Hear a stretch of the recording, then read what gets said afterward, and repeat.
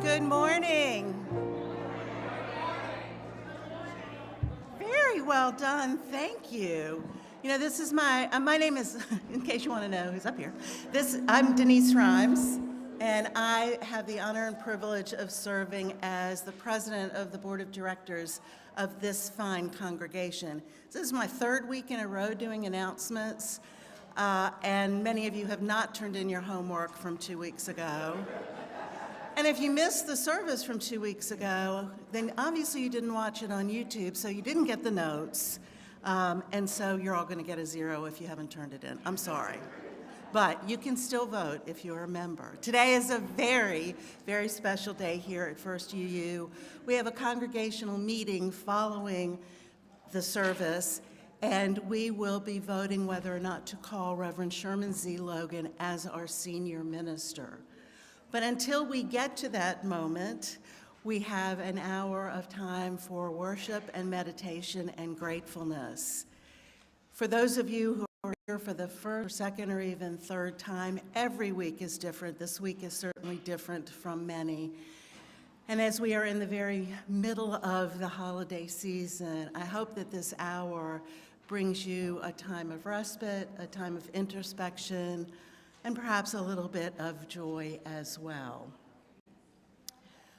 We are very happy to have those of you who are joining us again for the first or second or third time today. And for those of you who are online, we welcome you as well. We will have a full house today, so if you are sitting with spaces between you and you can sort of consolidate, people are still coming in and will need a place to sit. So we'd appreciate for you to get close to your neighbor if you're comfortable doing that. We welcome you to First Unitarian Universalist Church of Richmond, Virginia.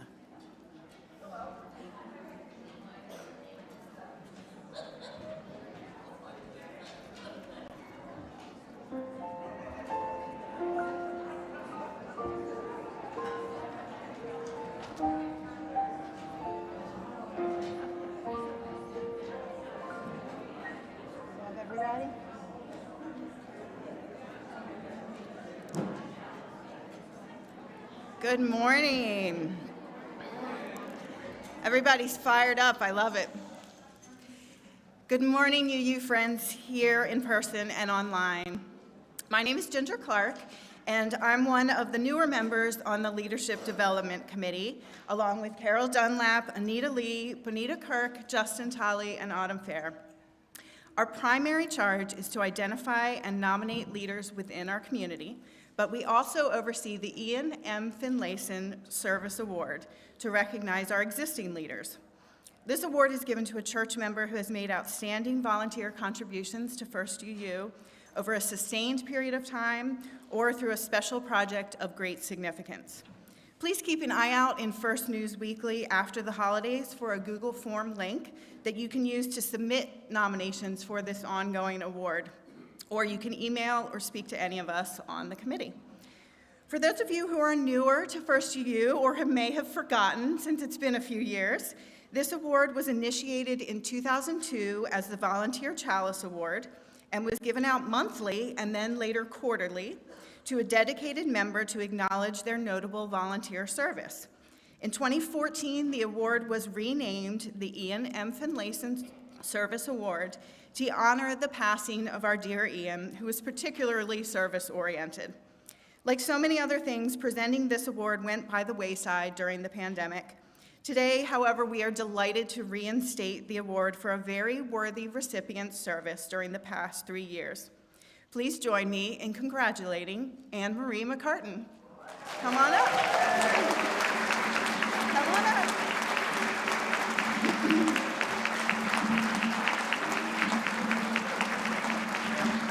Put her over here. Okay.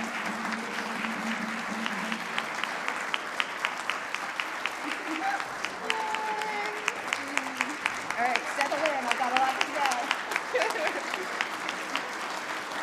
All right, thank you. Now you get to hear all about her. When I asked members who have worked with Anne Marie to tell me what it was like volunteering with her in various capacities, these are some of the words they used: generous, patient, smart, dependable, creative, energetic, honest, thoughtful, compassionate, and my favorite, tenacious. She is all of this and so much more. Shortly after joining First UU in 2010, Anne Marie served as a religious education teacher of first and second graders, including our son Dylan, who is much shorter than, for about 4 years. Anne Marie told me that she enjoyed this teaching role and the ability to share the wisdom of our religion and her passion for helping children. Anne Marie indeed showed her love for children when she stepped up immediately to support Abby Arevallo's kids while they lived in sanctuary in our church basement for almost 3 years. Anne Marie was the kids' school connection, shopping assistant, and outdoor activities director, which became especially vital during virtual schooling.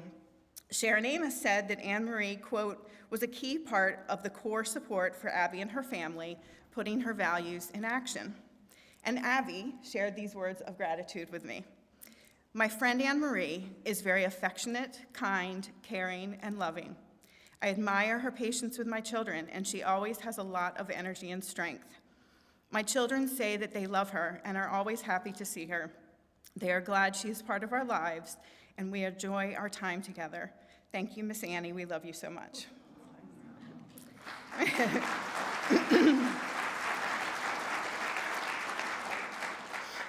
In contrast to her spirit of play, Anne Marie also has a more serious and professional side when it comes to ensuring the financial health and well-being of First UU. Before retiring, she worked as an executive director in higher education management. In recent years, the church has benefited from these project management skills. Anne Marie served as church treasurer for several years and on the endowment and investment committee. Charles Garina stated that you can always count on Anne Marie for an honest, thoughtful response to a question. And Joe Kent concurred, saying, she asks hard questions and pursues the answers.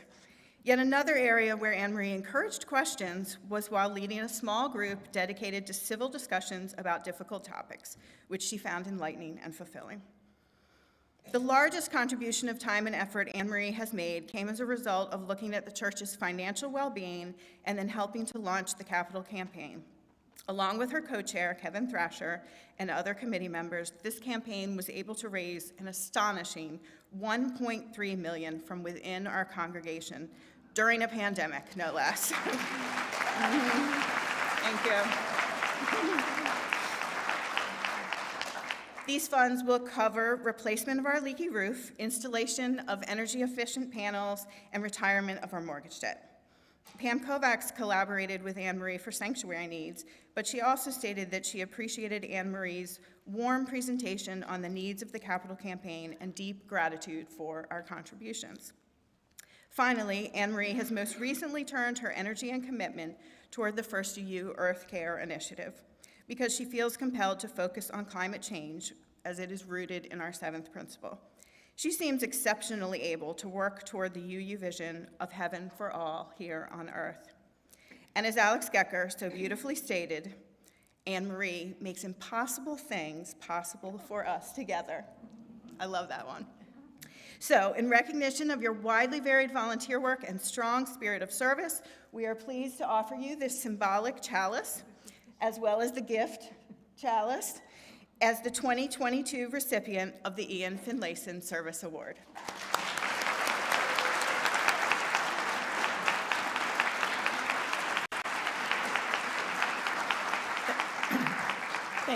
Thank you, Ginger, and the Leadership Development Committee. You can imagine how touched I felt when Ginger contacted me about this recognition in the name of our dearly departed Ian Finlayson. Coincidentally, just that week, I had been speaking on the phone with an out-of-state relative of mine. He's retired, and he was bemoaning the fact that since COVID, he had been unable to reconnect in a meaningful way in the world, doing volunteer work and doing good for the world. And without thinking, I said, well, you need to join your local UU church. Because that's not only where you'll find community, but you'll find an easy way to do good in the world. As soon as the words were out of my mouth, I realized two things. One is, you can't chart someone else's spiritual journey for them.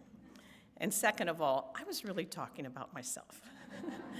Because, in fact, having joined this church, and then especially since retirement, this community has given me the opportunity to work toward a better world.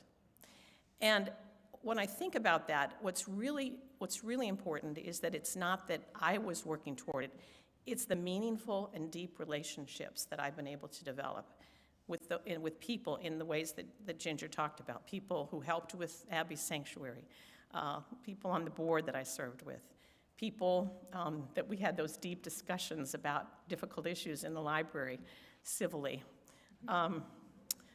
The wonderful team that came together to raise the money during the pandemic. And finally, those of you who have stepped up to help address climate change and earth care as we go forward. And what you know, because you've been there too, is that when you connect deeply with someone in meaningful work, you form lifelong, loving, caring relationships. And I look around and I see that is the case with so many of you. So thank you for this recognition that allows me to live the best life I can in this community. Thank you.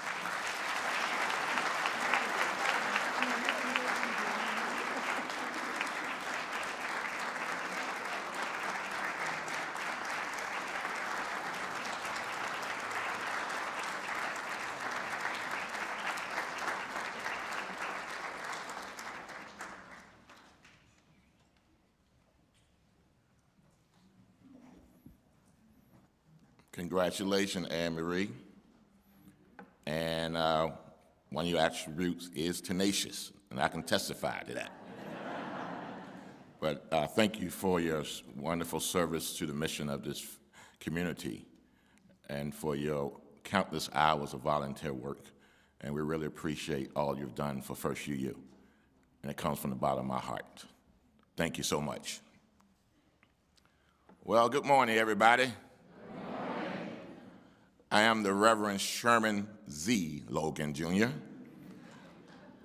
And I have the honor and privilege and great joy to serve this congregation as the acting senior minister.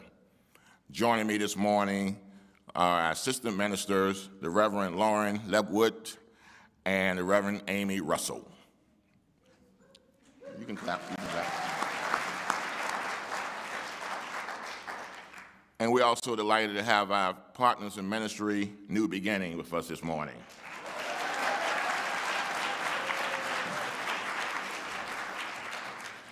Today is indeed a special day, and I welcome all of you who are joining us here in the Great Hall, those who are joining virtually, and those who may be checking us out later on this week on YouTube to our worship service today. And all of you are a central part to this worship service in this community. And whether this is your first, second, or 1,000th time with us, we are much stronger because you are here with us. We are one people of many beliefs, many origins, sexuality, and genders. We are all growing, all learning, and all love. And just as you are welcome here. So please rise and greet your neighbors.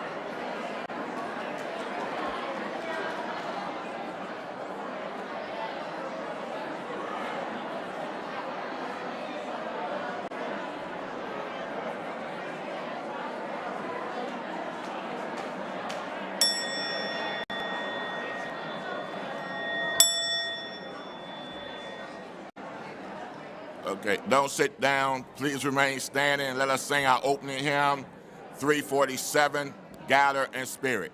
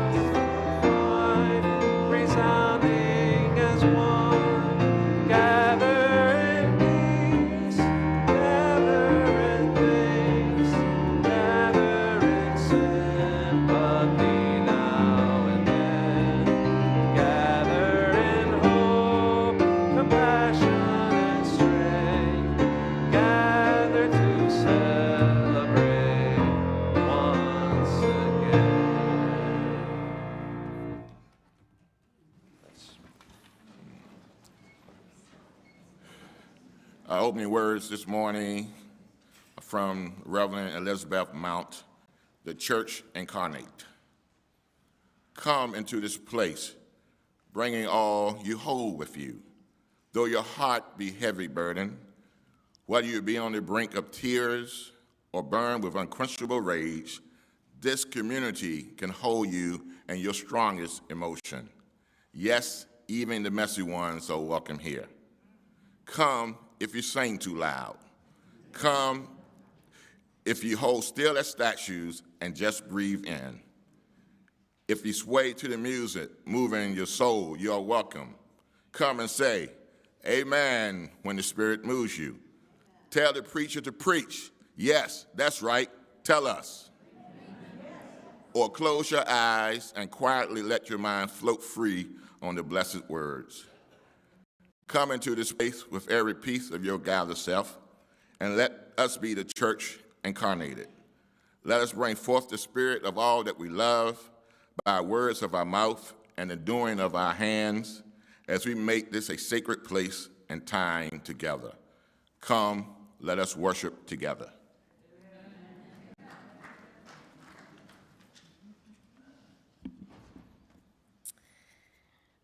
Our chalice lighting words are by Erica Hewitt. As a religious community, it is our work to encourage one another to be bold in engaging the world around us, as well as what scares us internally. To give one another the confidence and heart to live as fully as possible. With full hearts, we affirm our relationships with one another. We recognize our agency and our connective power. We accept our responsibility to be bold and courageous. We light this chalice, symbol of all that we are, all that we have done together, and all that we will be, as our shared ministry encourages those within and beyond our walls.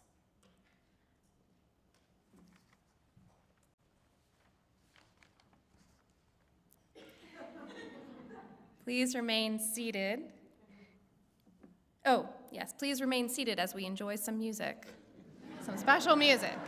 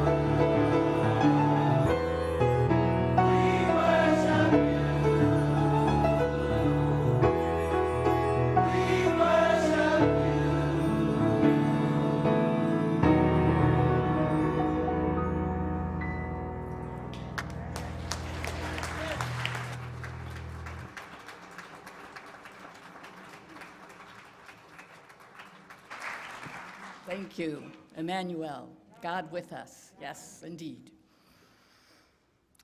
So, many of us Unitarian Universalists appreciate the term that we sometimes use to describe our churches as free churches. Now, don't jump to any conclusions.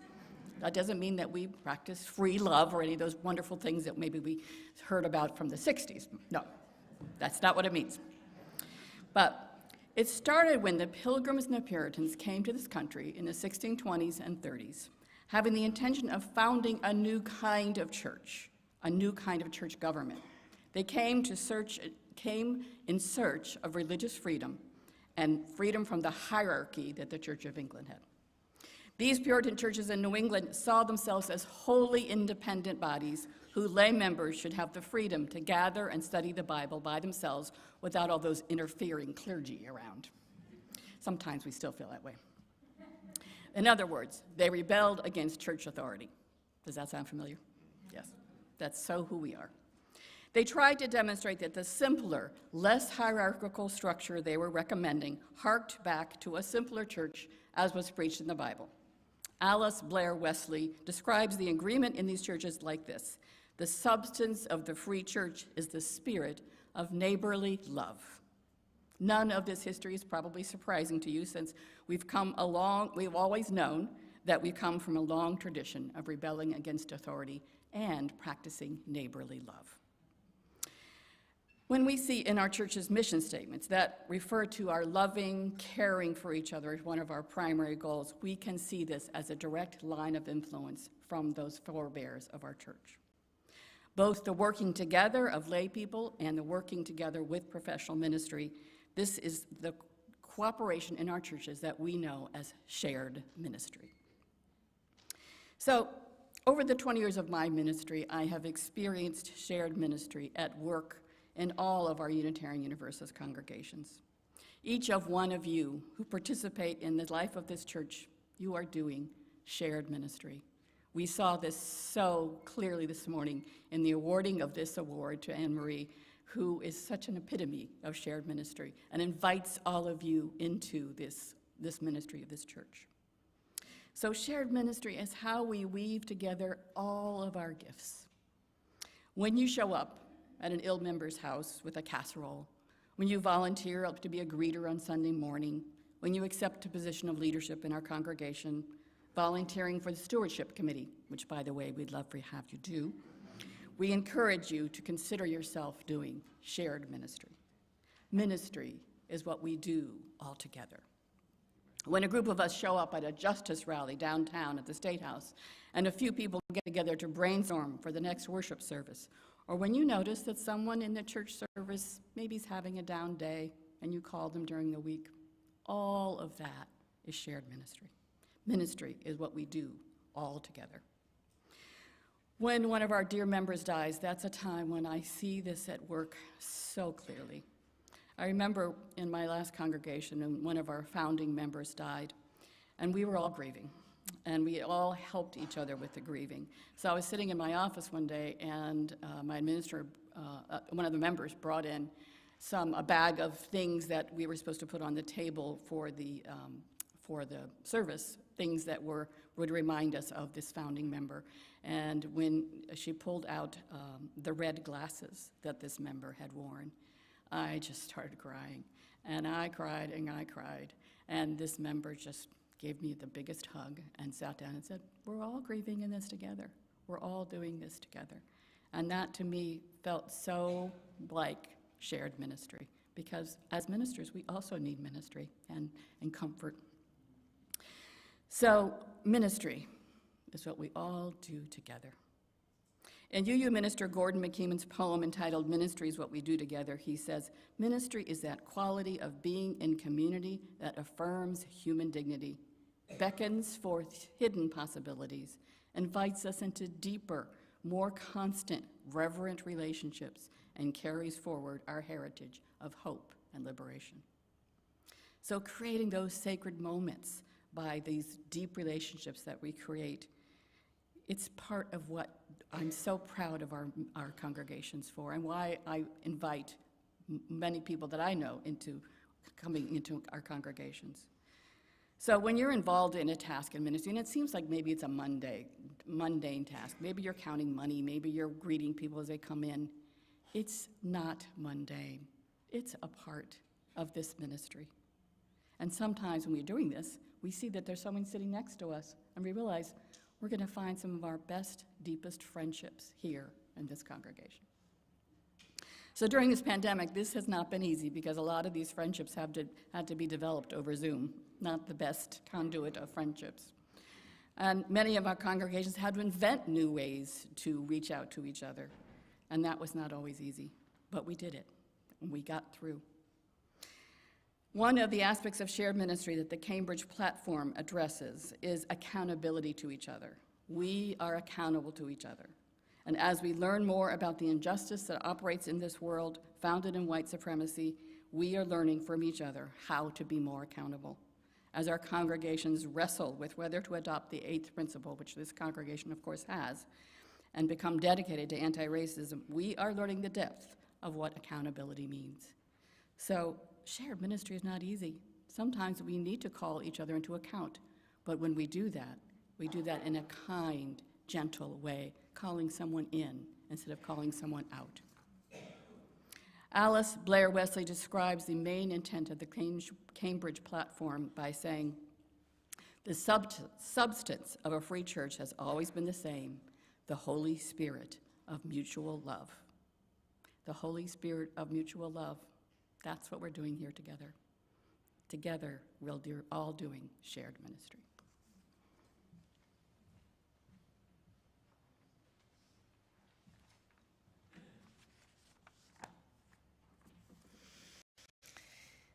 Take a deep breath, get a little bit more comfortable in your seat.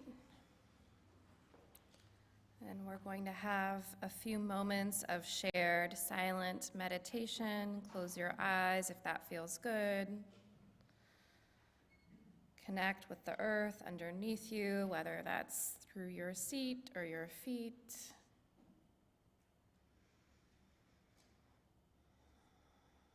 And connecting with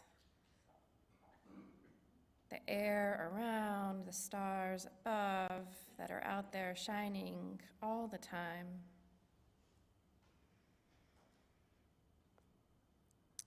And then deep within the core of your being, connecting to your heart.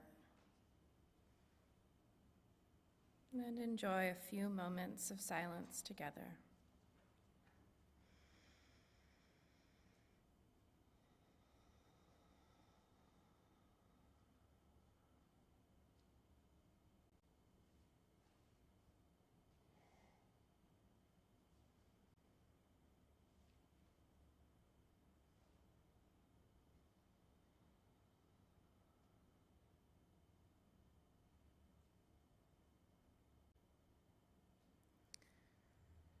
Beloved Spirit of all things, thank you for this time of worship. We are grateful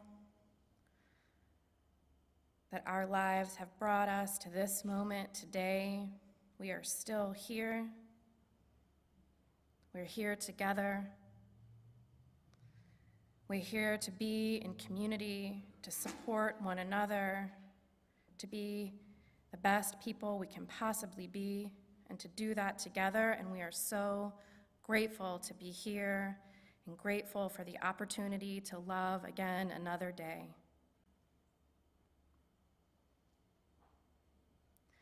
Today, we as a community gathered together continue to strive to love more truly, to listen with compassion, and to show up for life's messiness with earnest hearts and persistent spirits. We send our love outside of these walls. We know that somewhere today a baby has been born. We celebrate new life. That somewhere today a NICU nurse is caring for those in her wing. We send our care to those in need. Today, hospice aides are comforting mourners. Today, someone has been released from captivity and is breathing freely again. We send our hearts to all of those who are mourning, who are struggling to be free. Today, groups are fighting persecution. They're tired and despairing. Today, somewhere, birds are singing outside of hospital windows. A child longs for a Christmas miracle. A community, our community, moves towards a moment of transition with anticipation, hope, and courage. Great and gracious Spirit of all, thank you for bringing us to this moment, and thank you for we know that the great Spirit of love will continue to support us through this moment and on the other side. Spirit of love, guide us, help us feel your presence as we travel through this time, through the sacred window of this day. Amen. And if you will remain seated for our meditation hymn, number 1021, Filled with Loving Kindness.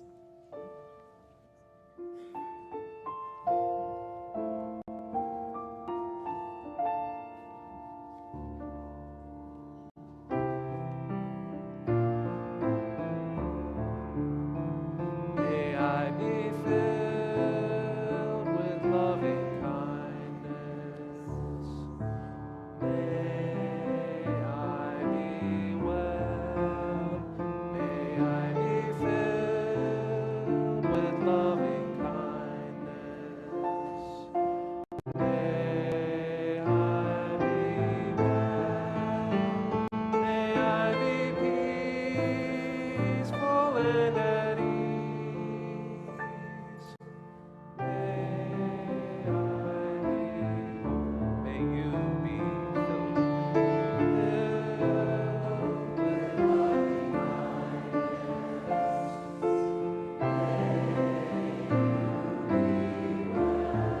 and at ease. May we be filled with loving kindness.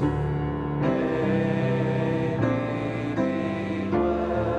May we be filled with loving kindness. May we be well. May we be peaceful and at ease. May we be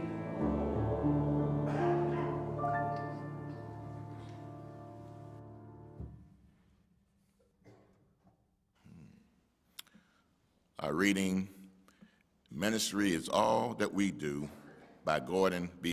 McKeenan. Ministry is all that we do together.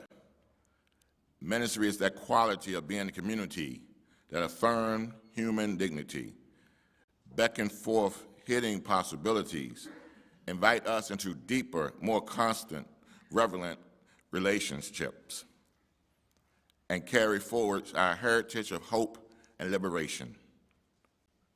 Ministry is what we do together as we celebrate triumphs of our human spirits, miracles of birth and life, wonders of devotion and sacrifice. Ministry is what we do together with one another in terror or torment, in grief, in misery, and pain, enabling us in the presence of death to say yes to life. We who minister speak and live the best we know with full knowledge that is never quite enough, and yet are reassured by the lostness found, the fragment reunited, wounds heal, and joy share. Ministry is what we all do together.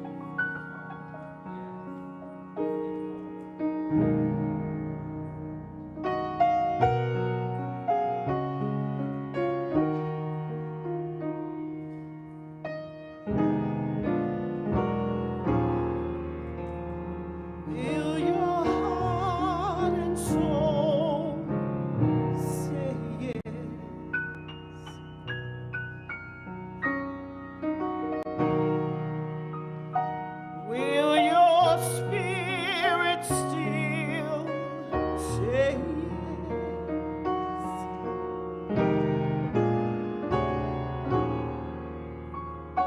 There is more than I require thee.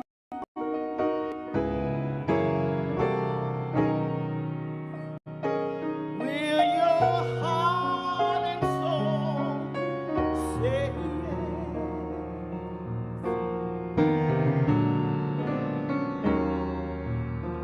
Now will your heart and soul say yes?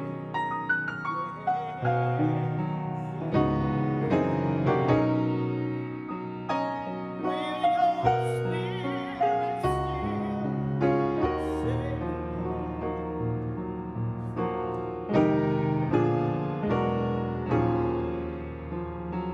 If those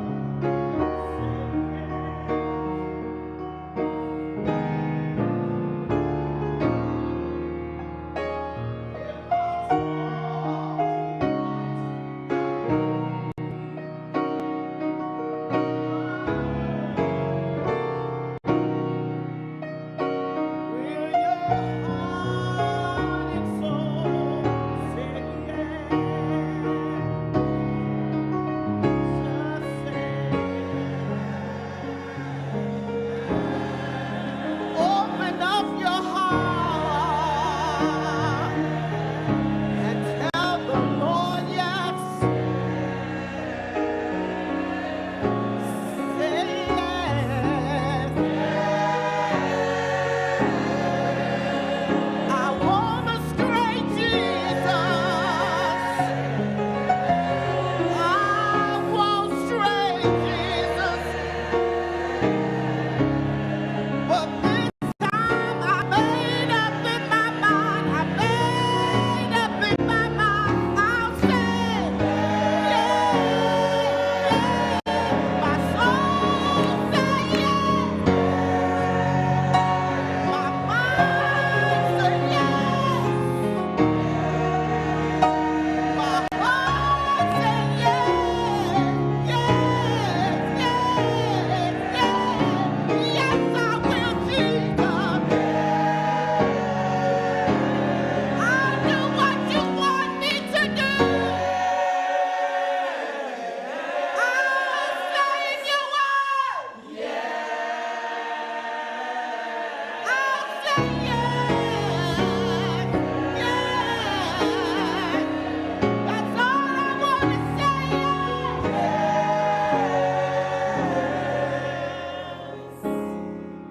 There is more than I require thee.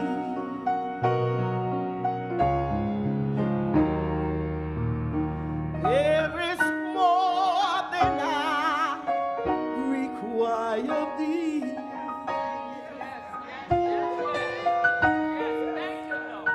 There is more than I require thee.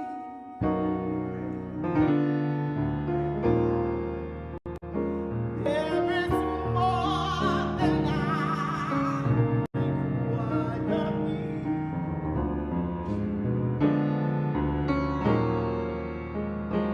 There is more than I require thee. You higher and higher. There is more than I require thee. I will obey. I will obey, Lord. There is more than I require thee.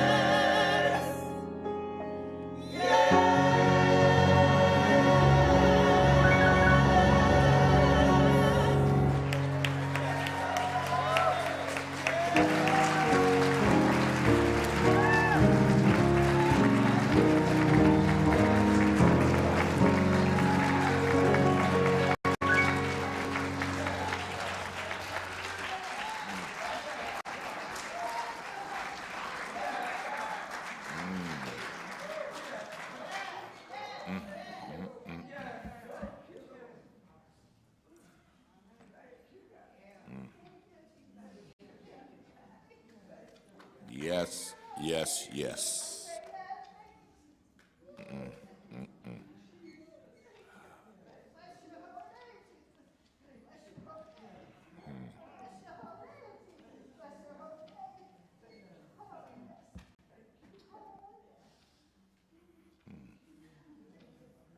Beloveds, in a few moments, members of this congregation will make an important decision. You will cast your votes on whether to call me as your senior minister. And this would be one of the few things that our congregation that would greatly impact First Unitarian Universalist Church. The decision you will make later will provide a new life and purpose to this institution. Your decision will help lead this faith community into the future. And after months of observing me as the acting senior minister, attending meetings with the Ministerial Search Committee, imagining the future of this congregation, attending 9 listening sessions, completing surveys, weeks of deep discernment, contemplation, reflection, and prayer, decision day has finally arrived. And I don't know about you, but I'm sure enough glad this day has finally come.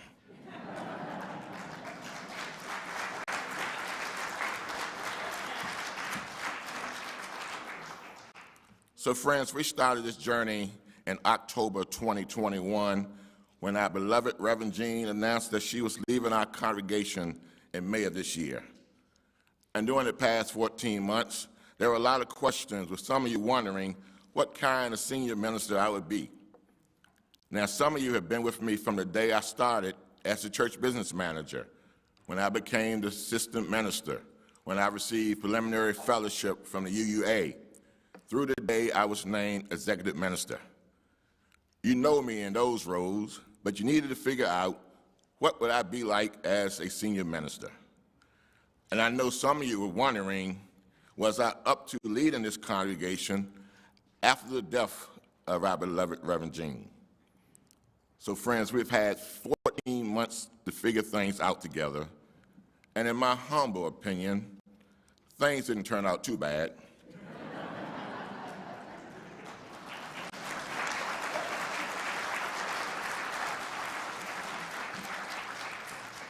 The congregation entrusted the Ministerial Search Committee to do due diligence, and 3 weeks ago, they determined that I was the right match for our congregation aspiration and unanimously affirmed my candidacy for the senior minister.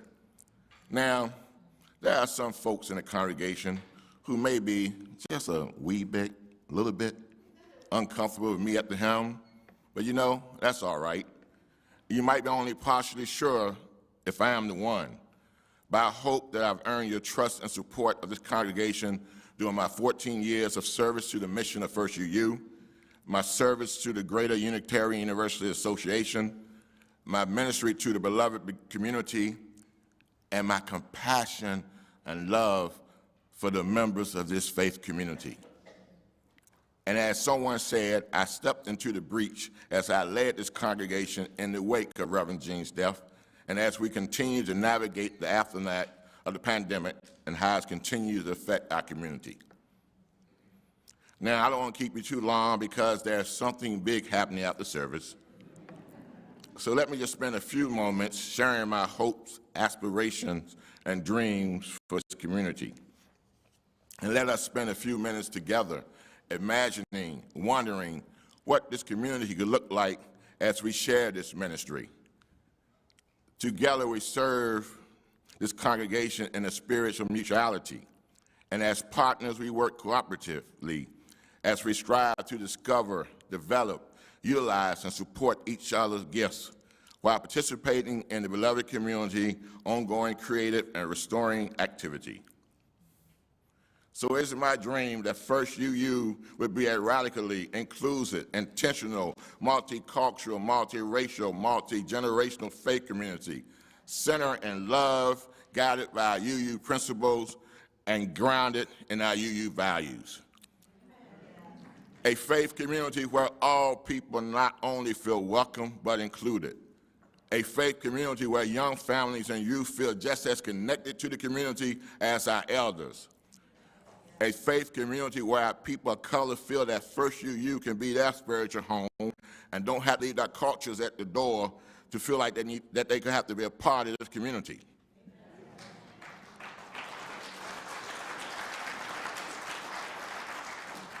A faith community where our children can learn about our faith from the wisdom of the elders, and our children can teach our elders important life lessons and to be open to curiosity. We can be a faith community where our trans sibling and members of the LGBTQ community can find refuge and can call First UU their home.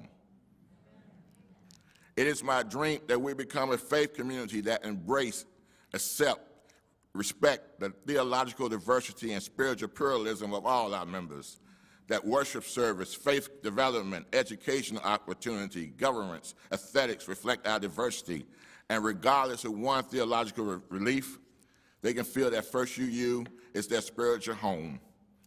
With the knowledge and understanding that we all arrived here on different paths, but we won't let our differences in belief, whether we pray or meditate, whether we believe in God or not, whether we are discomfort with language irreverence, worship style, music preference, our ability to be together in this community, that we can be open to each other, that we can be open to spiritual growth, despite our differences.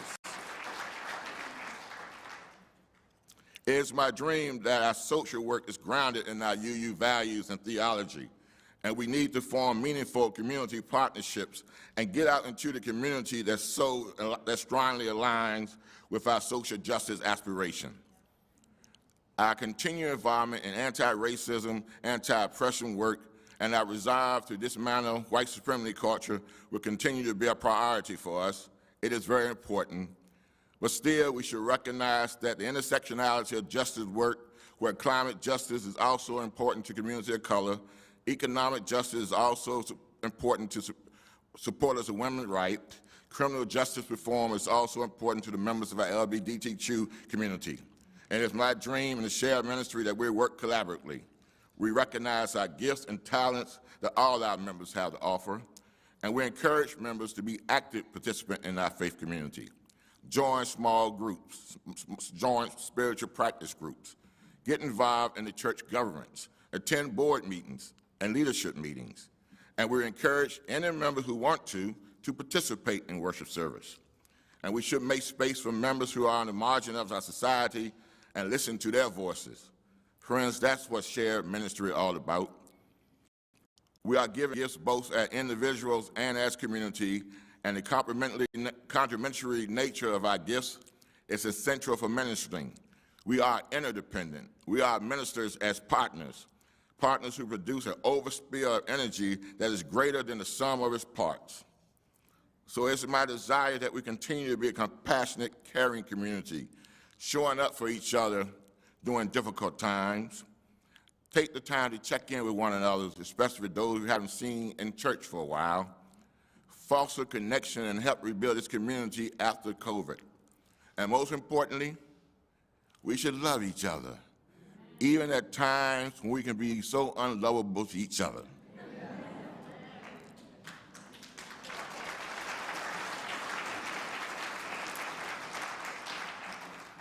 So those are my dreams, my hopes, my aspirations for this community, and I hope some of you share these with me. But you know, these are my hopes for this community regardless of the outcome of this vote this afternoon.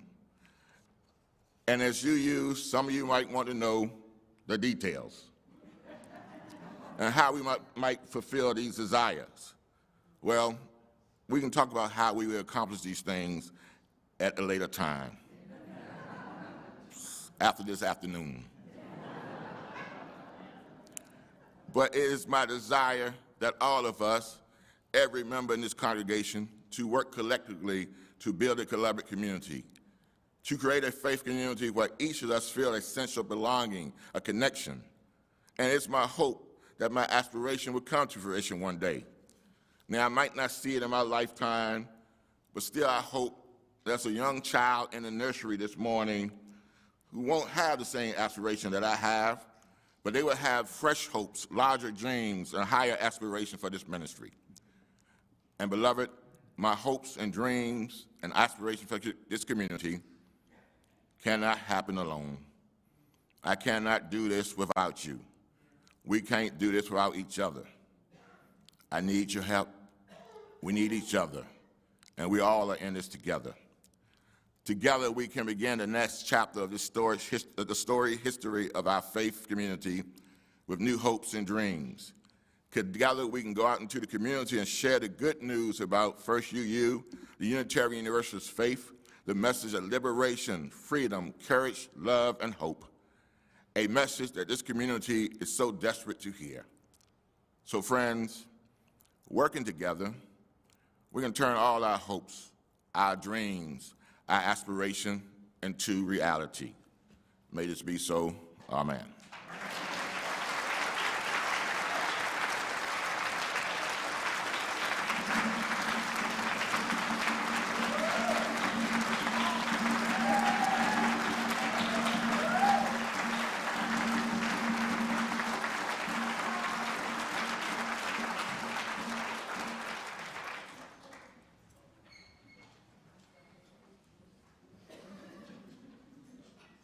Amen. So we are here doing shared ministry, and as we do shared ministry, sometimes some of us need some help. Someone in the community may need some help with their rent. Someone in the larger community may come to us and need some extra financial assistance. And that's what our Minister's Discretionary Fund is all about. So we ask you today to give generously to help out this shared ministry. The ushers are going to come around with a basket if you want to leave something physically, if you want to text, or other ways of giving are going to be appearing on your screen. Thank you for giving generously to this shared ministry.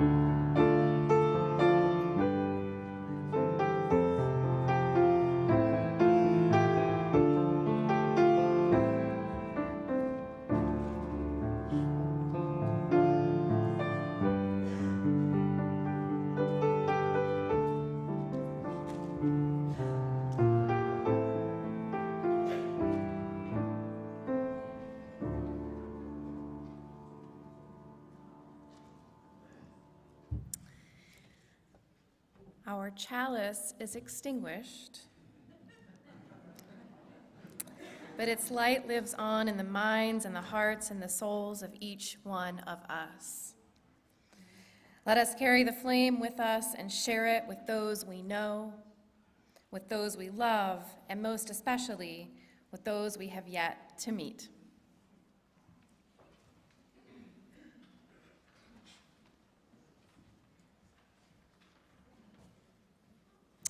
The moment that we have all been breathing heavily about will begin shortly after the end of this service.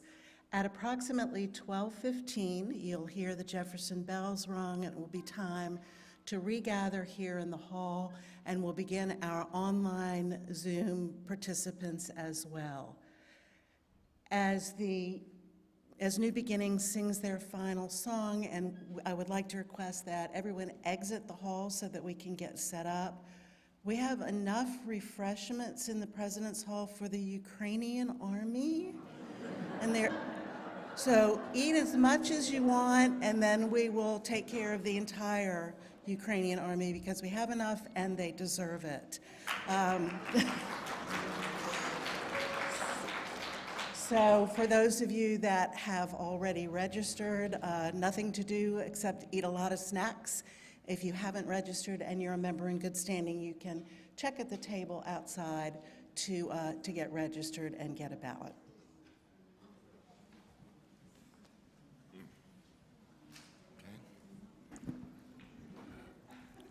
Now please rise as I give the benediction.